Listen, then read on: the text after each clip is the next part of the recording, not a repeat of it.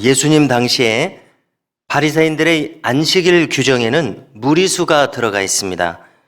본래 전통이나 정통이라고 하는 것은 바른 뿌리에서 나옵니다. 그러나 시간이 흐르게 되면 전통의 이름을 가지고 본래의 고유한 정신을 훼손하는 일이 생기기 마련입니다. 그것이 바로 바리새인들의 전통주의였습니다. 바리새인들은 39개나 되는 안식일에 대한 세부 규정을 만들었다고 전해집니다. 그리고 또 그 규정들을 뒷받침하는 조례들을 또 덧붙였습니다.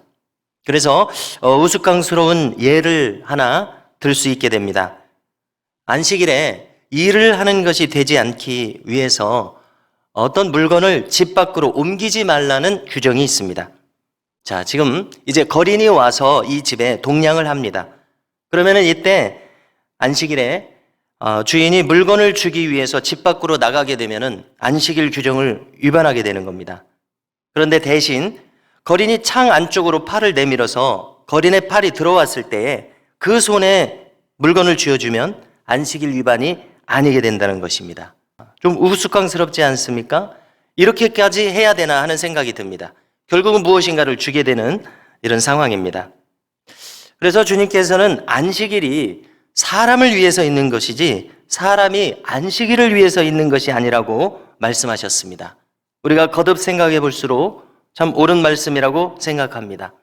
사람이 사는 것이 우선 아니겠습니까? 거린에게 자비를 베풀어서 무엇을 좀 주려고 집 밖으로 좀 나간다면 어떻습니까? 충분히 가능한 것이라고 생각합니다. 자, 우리 인간이라고 하는 것은 어리석은 조직과 규정을 참 잘도 만드는 존재입니다.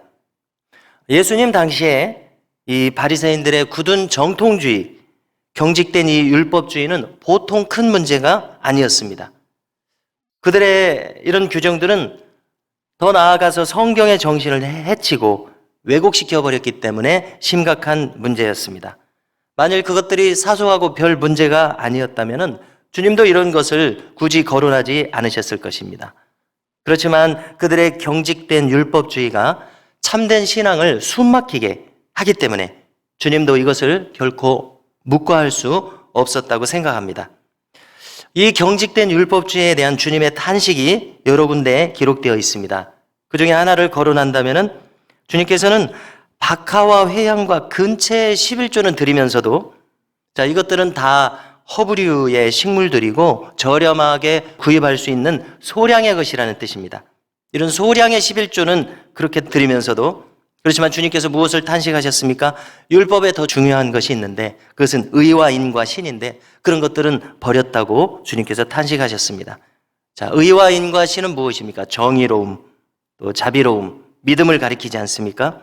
그런데 사소한 11조는 챙기면서 이런 것들은 버렸다고 탄식하신 겁니다. 자, 오늘 말씀 10절을 보니까 주님께서 한 안식일에 어떤 회당에 들어가셔서 말씀을 전하셨습니다. 그때 18회 동안이나 귀신이 들려서 병이 들었고 또 온 몸이 구부러져서 펴지지 않은 한 여인이 있었습니다. 그런데 주님께서 그를 고쳐주셨습니다. 자, 이때였습니다. 그 회당의 회당장이 이제 앞에 나서서 한마디 하는 겁니다. 그는 이 상황을 보고서 분노했습니다. 분노한 이유는 안식일에 병자를 고쳤기 때문에 그렇습니다. 자기가 이렇게 평생 떠받들고 있는 그 안식일 규정과 조례를 어기는 현장을 목격하고서 그는 분노하게 된 것입니다. 그가 한 말의 요지는 평일에나 할 것이지 안식일에 했다고 분개했습니다. 자, 그래서 주님께서는 15절에서 답하십니다. 위선자여, 온 회중을 앞에다 두고 이렇게 말씀하시는 것입니다. 위선자라는 것입니다. 그 구체적인 사례는 안식일에 자기 가축은 돌보기 위해서 그 매여있는 그 가축을 풀어서 끌고 가가지고 물은 먹이면서 병자를 고쳤다고 공격한다고 주님께서 말씀하십니다.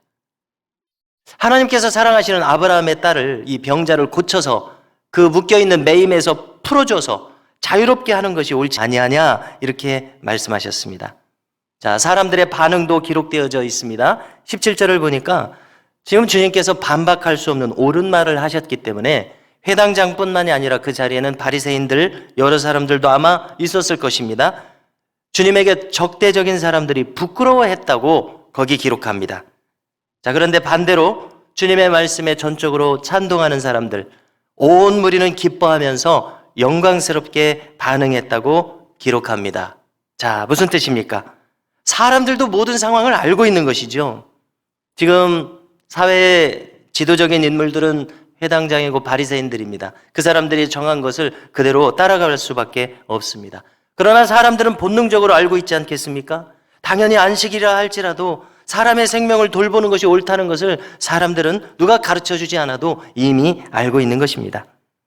바리새인들의 억지스러움을 평소에 잘 알고 있었기 때문에 주님의 말씀에 시원함을 느끼고 이렇게 기뻐했다고 생각합니다.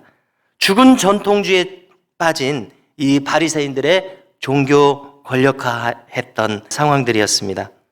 여러분, 우리가 주님의 가르치시는 사역을 보면은 바리새인들의 낡은 생각을 여지없이 드러내시는 모습을 많이 보게 됩니다. 근데 주님께서 이런 것들을 왜 드러내셨습니까? 영원한 하나님의 나라에서는 결코 통할 수 없는 생각들이기 때문에 그렇습니다. 이 내용을 기초로 해서 이제 18절에서 주님께서는 이런 말씀을 하십니다. 그러므로 하나님의 나라가 어떤 나라인지 설명할 것이다. 하나님의 나라는 겨자씨 한 알과 같다고 말씀을 꺼내십니다. 그리고 그것이 자라서 나무가 되어 공중의 새들이 깃들이 느니라. 자, 이것은 무슨 뜻이겠습니까?